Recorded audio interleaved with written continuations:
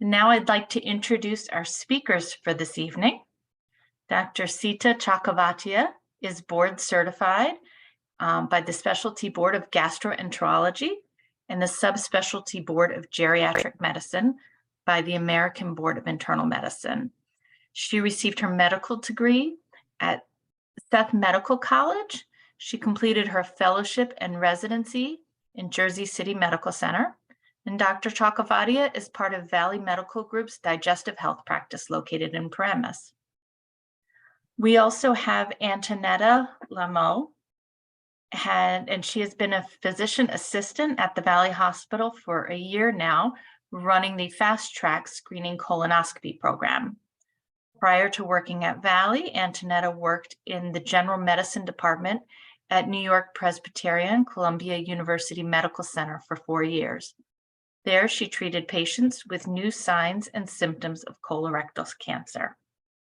So at this time, I'd like to turn it over to Antoneta. Great, thank you so much. Thank you all for joining in. Right, so this is our Understanding Colorectal Cancer.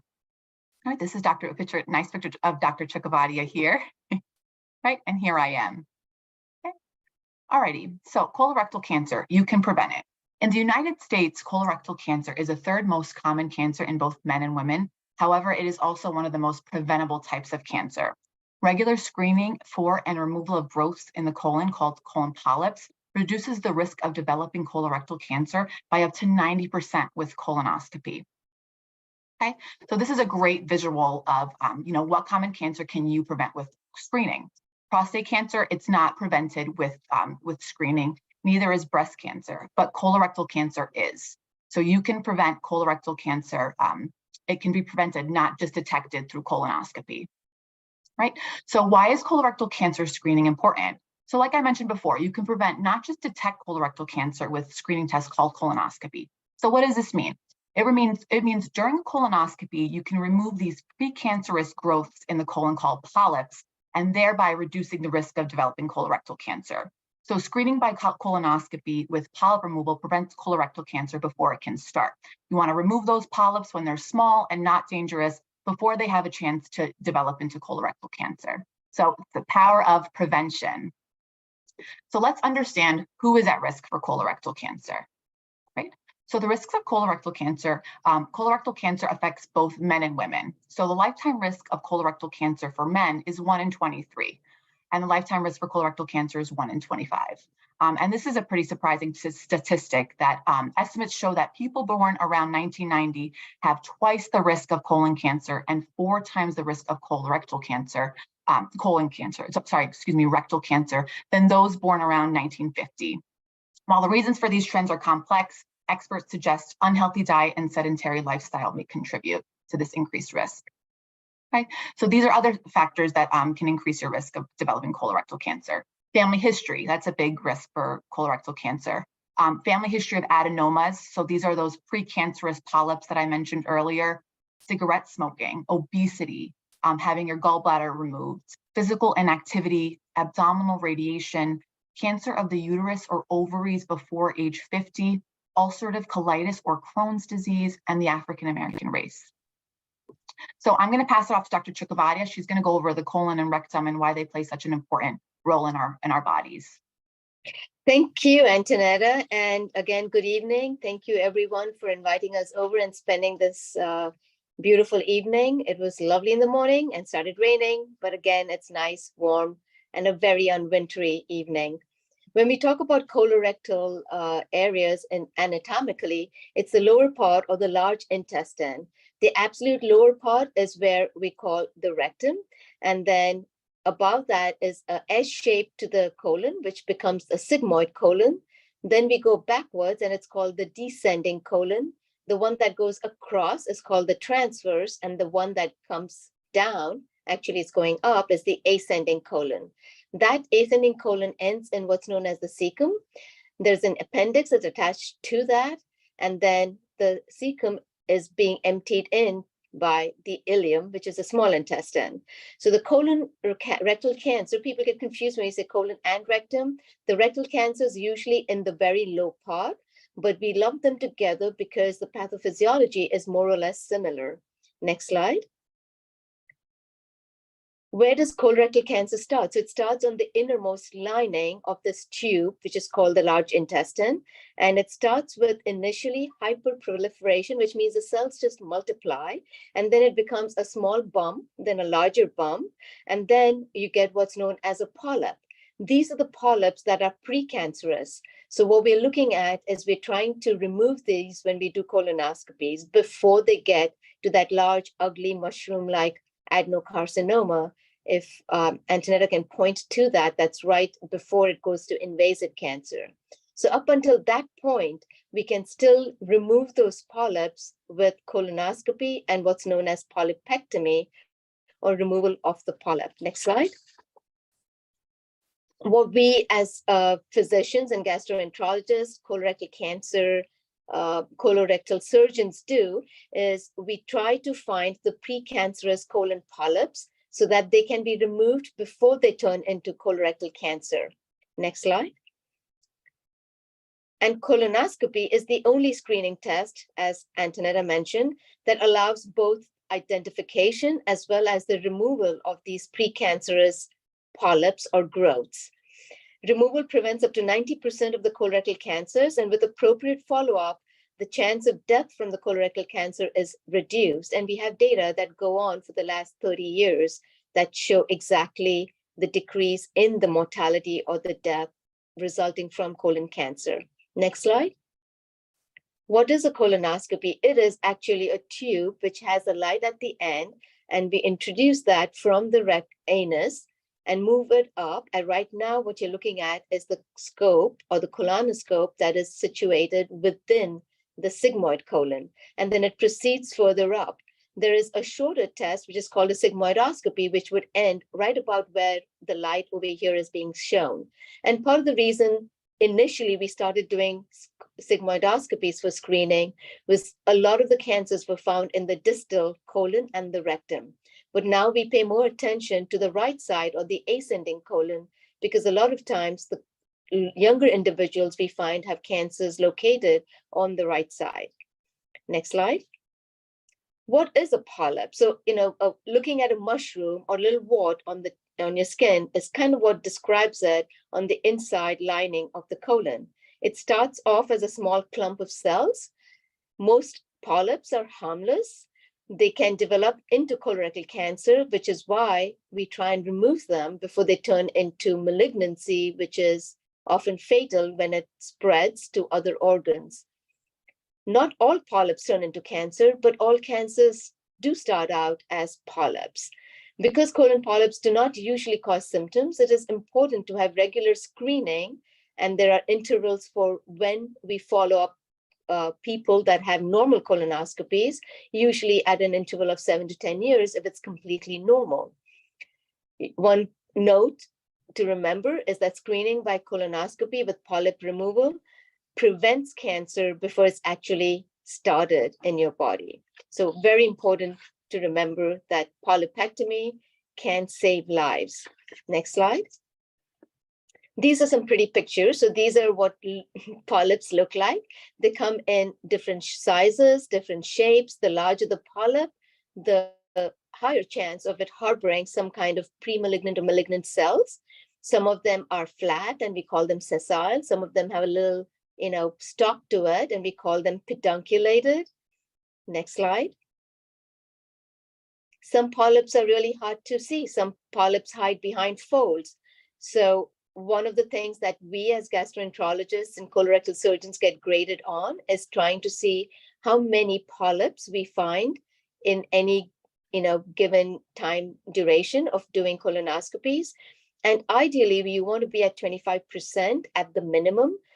Men, usually we find more polyps, about 35% of the time. And in women, it's usually 25% of the time. So 1 in 4 colonoscopies that we do, we end up finding polyps and removing them.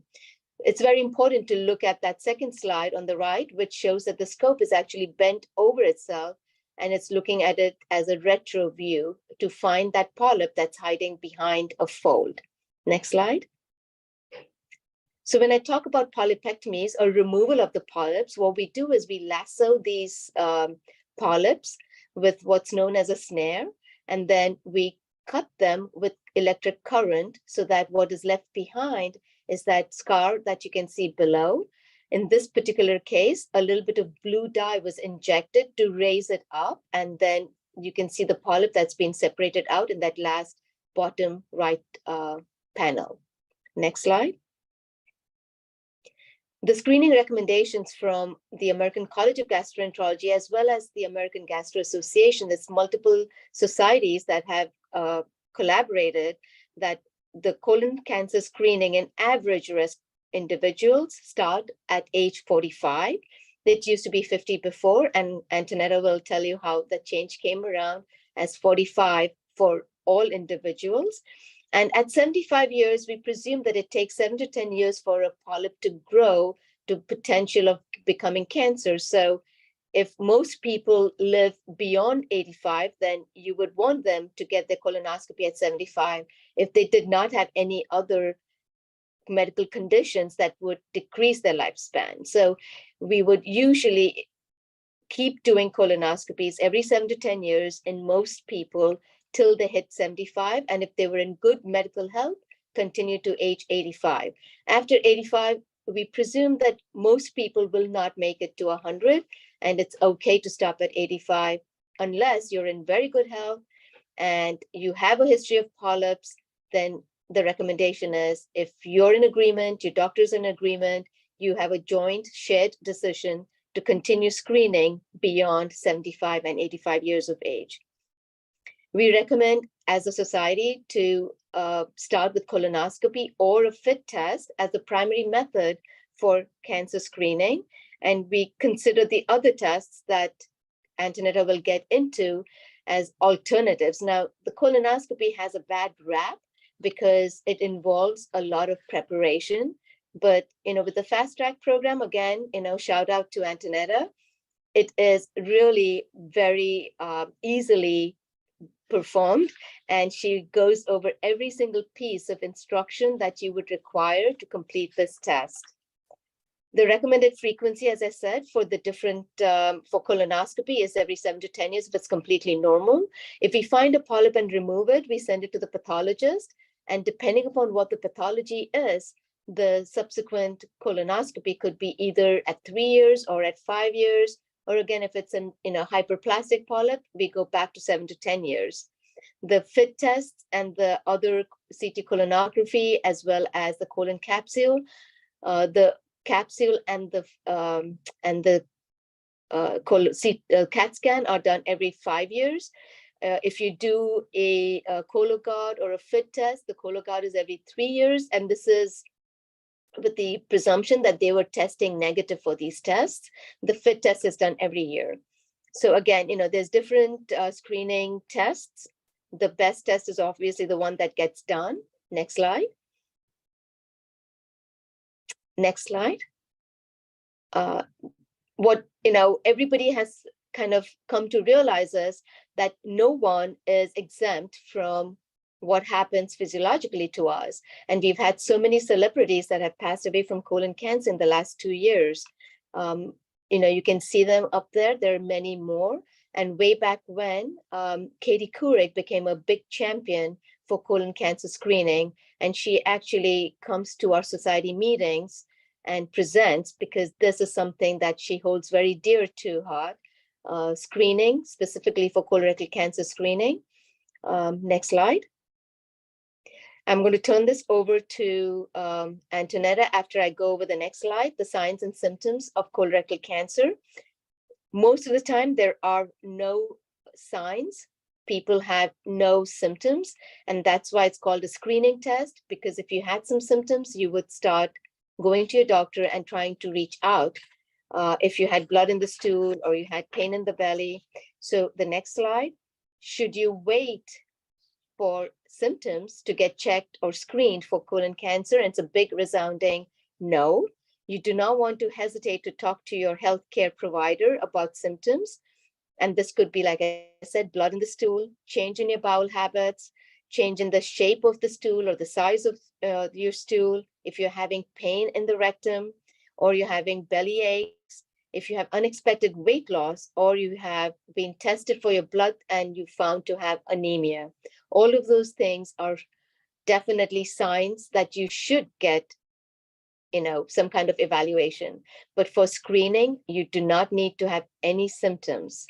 So how do we go about screening them, Antoneta? Can you enlighten us? Thank you so much for asking. So there's different options for screening. Not a colonoscopy, it's not always for everyone. So we're going to go over one-step screening versus two-step screening for colorectal cancer. So the American College of Gastroenterology 2021 guidelines on colorectal cancer screening explain the difference between recommended tests that are one-step tests and two-step tests. So, but in many instances, the best screening test is the one that gets done. So some sort of screening is better than no screening at all. That's what we're trying to convey here, right? So the one-step screening test, this is your colonoscopy. This is the one and done.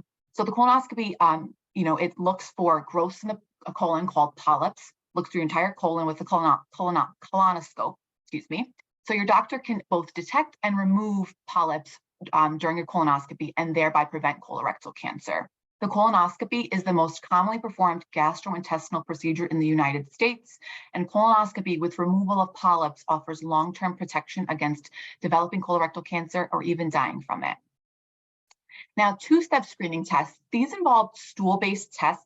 So the first one, Dr. Chokhavatia mentioned earlier, is a FIT test. So FIT is short for fecal immunochemical test. This is like a long word, hard to say, so we just say FIT test.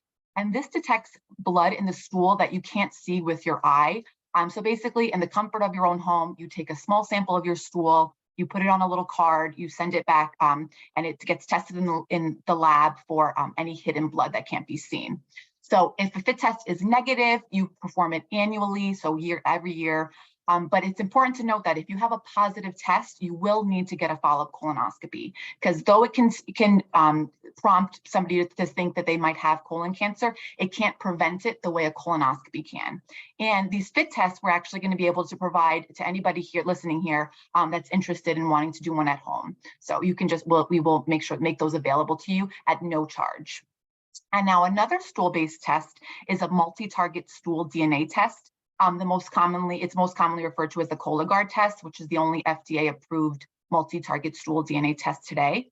So this type of stool test looks for abnormal DNA associated with colon cancer or precancerous polyps. Now, it's more sensitive than the FIT test, but your chance of getting a false positive may increase with advancing age. So if the Cologuard test is negative, you repeat it every 3 years. However, once again, if this is positive, the second step of a colonoscopy is required. So this is why it's called two steps. The first step is doing this stool-based test. The second one, if positive, would be getting a colonoscopy. Okay, so there's other tests available for individuals who cannot or will not have a colonoscopy or FIT test or are not candidates for a colonoscopy. Dr. Chokhavatia briefly spoke about these. So CT colonography and colon capsule tests.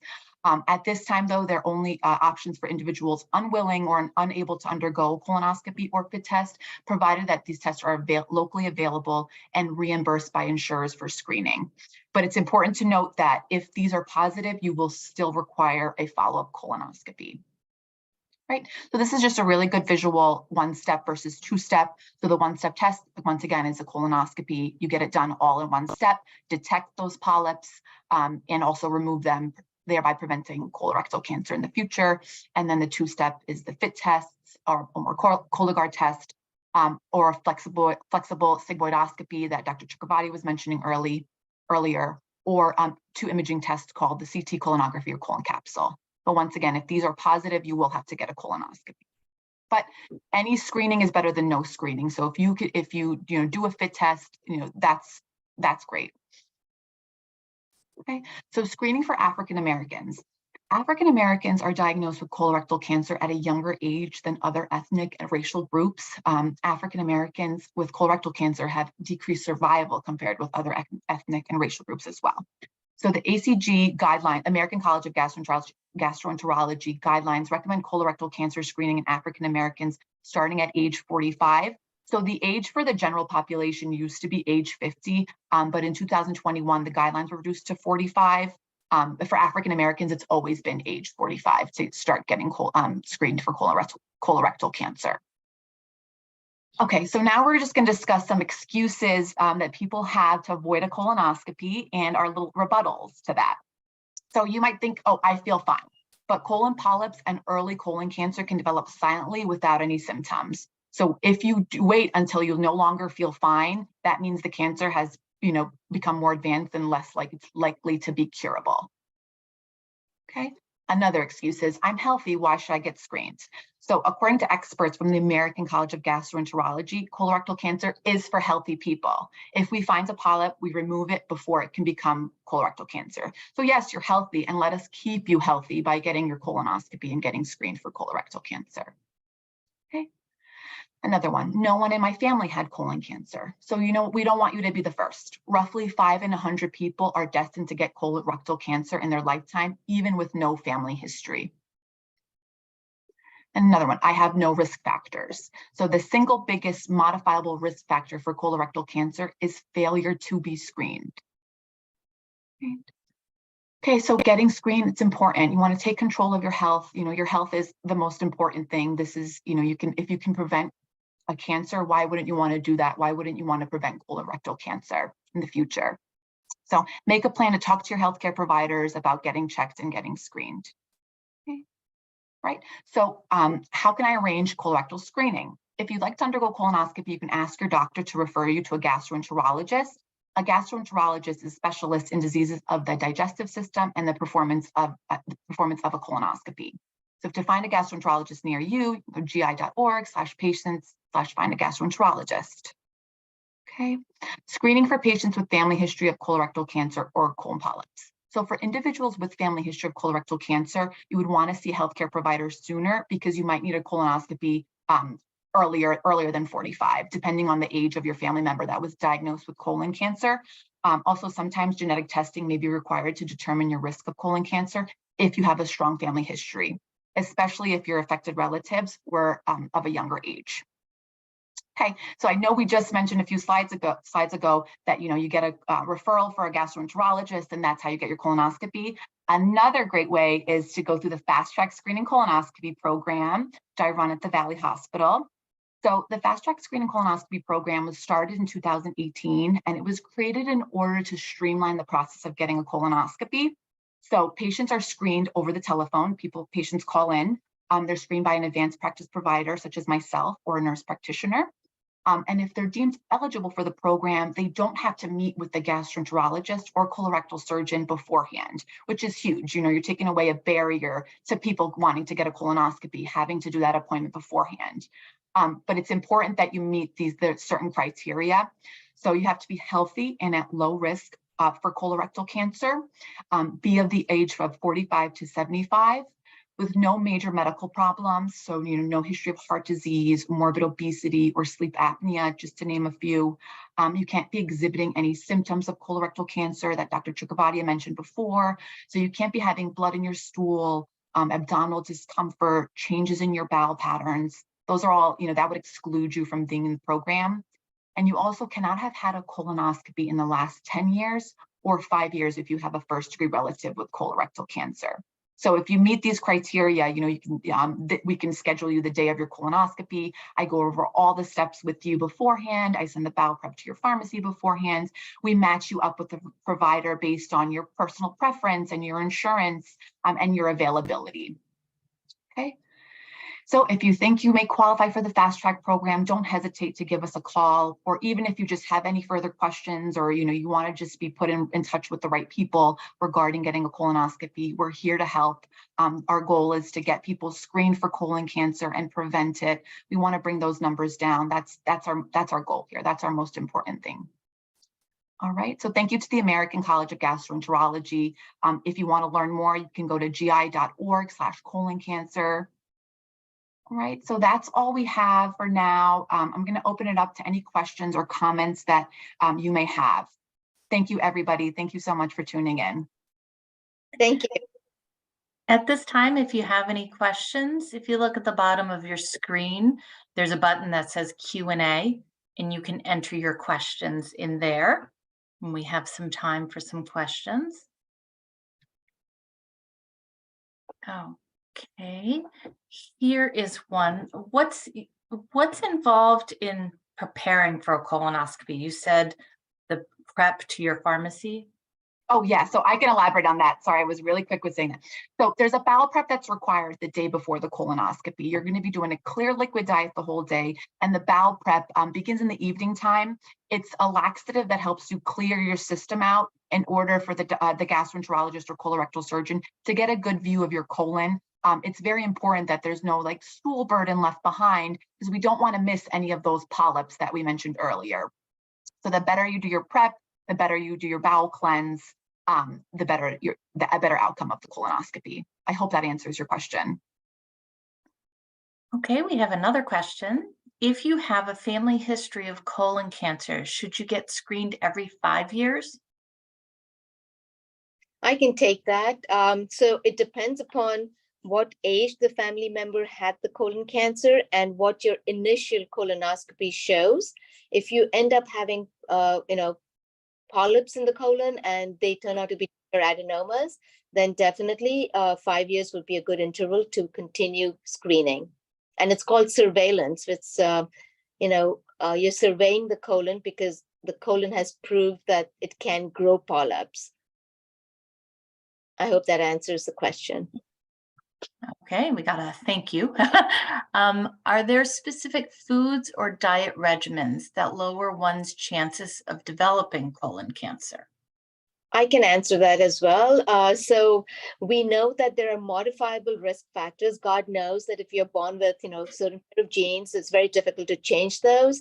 There are genes that you can change, but not the genes that you're born with. So if you're going to try and amend some of the risk factors, the most important ones are the ones that we mentioned. So one is obesity; it can increase the risk. The other one is smoking, which can not only harm your lungs, your heart, but also cause you GI cancers, and colon cancer is among them. Healthy living, so exercising, eating less red meat, eating more of fresh fruits and vegetables, at least 5 servings a day, can sometimes help, towards increasing chance of decreased, like a negative, decreased colon cancer risk. And there are changes that they've looked at very recently in Europe, where they looked at several countries and they looked at all of these factors, and they found that they did decrease the risk of colon cancer mortality more so in men, more than women. So again, although we are both genders are at increased risk after a certain time. I hope that answers the questions that was asked. Okay, we've got some more coming in. Is there a new bowel prep, or do we still have to take many gallons of medication to prep for the colonoscopy? So I can answer that question. That's a great question. So for the fast track program, we use a bowel prep called SUPREP. So it's definitely not gallons of liquid. It's 2 small volume bottles of fluid. They're about 6 ounces each. So definitely we've made advancements in the bowel prep since the tons of gallons that you had to drink in the past. So just 2 small bottles of very potent medication that'll help. That'll work. Great. Okay, if blood is found in your stool, does it mean that you have colon cancer? I'll take that. So, it's very scary when you see blood. There's different reasons why you can see blood. Now, we're talking about 2 different things. One is the FIT test that we are suggesting for screening, which looks for occult blood. The other one is what you see. So hemorrhoids can do it, which is very benign usually.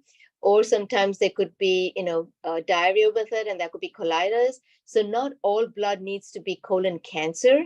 But if you are over 45 years of age and you've had a FIT test that shows occult blood, or you see blood in the stool or in the toilet bowl, it behooves you to try and reach out to your doctor and then take that further so they can evaluate and see why you're seeing the blood, because we normally don't see blood in the stool. Okay, are there any out-of-pocket expenses for me to get a colonoscopy? Excellent. Antoneta, you can address that. Yeah, so most, if not all, insurance companies will cover a screening colonoscopy at no cost, beginning at the age of 45. So it's a screening test that most insurance companies will cover. And I think I can add to that. So, for the longest time, it wasn't so that it was covered, but the advocacy groups from several societies, so the American College of Gastroenterology, the American Gastro Association, the American Society for Gastrointestinal Endoscopy, went down to Washington, and they've been advocating on behalf of the patients to have this covered. Because if you think about the downstream costs, if somebody gets cancer without, having been screened, you multiply the healthcare costs. So, they're stratospherical. So when you have people going for the screening colonoscopy, hopefully going through Antoneta for fast track, if you have no other problems or no other health issues, then if you found a polyp and removed it, you've prevented cancer. If you had no findings, then for the next 7 to 10 years, without any other symptoms, you're still safe. And, we've actually brought down the numbers of colon cancer diagnosis and death from colon cancer. So again, we have to thank the legislators that went out and passed bills that all these costs are covered. Okay, are African Americans at a higher risk for colon cancer because of diet, genetics, or lack of being screened? Interesting. So we know that in healthcare, there are several disparities. And one of the reasons that there might be increased diagnosis might be access to healthcare and not getting screened. So that's one of them. Genetics may play a role, but it plays a role also for, non-African American patients. And the third part of the question was diet. It was diet, genetics, or lack of being screened. So lack of brain screen, sure, if you don't have access to healthcare, or if you have the access, but for whatever reasons, you decide you don't want to be screened. And there were all those good questions that Antoneta raised. I don't have symptoms, I don't have family history, so therefore I'm not going to get screened. The other one with genetics, yes, it plays a role, but again, there are cancer family syndromes in African Americans and across the other population. So I don't think that plays as much of a role. And diet can play a role. So a diet high in red meat, less in fresh fruits and vegetables can lead to increased risk for cancer. Obesity is the other one that can, increase the risk for cancer. Is the procedure painful? What can I expect? Since I do them, Antoneta, I'll let you tell me what the patients report to you. But it's not painful because you get this done with anesthesia. I always tell the patients that the day before, the prep can be a little, arduous, a little, bit of work on their part. But once they come to endoscopy suite, they are royalty, because then everyone else is taking care of them. So they get their IVs put in, they get their, gowns, and then the anesthesiologist makes sure that they do not have any pain. And it's usually short-term anesthesia, conscious sedation is what we call it. And they're awake and they get their juice and, cookies when they wake up. So not painful. Yeah. So we use an IV anesthesia. It's not general anesthesia. And the anesthesiologist is monitoring you the whole time. And I've been told when patients wake up that it was the best nap that they've ever had. So that's what I hear. We have someone asking, how can we get the free test to check our stool?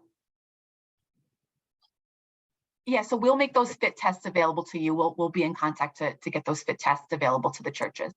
Okay, for AME and for Mount Bethel, we've made arrangements to get those to those churches as well. And let's see, we have a couple thank yous.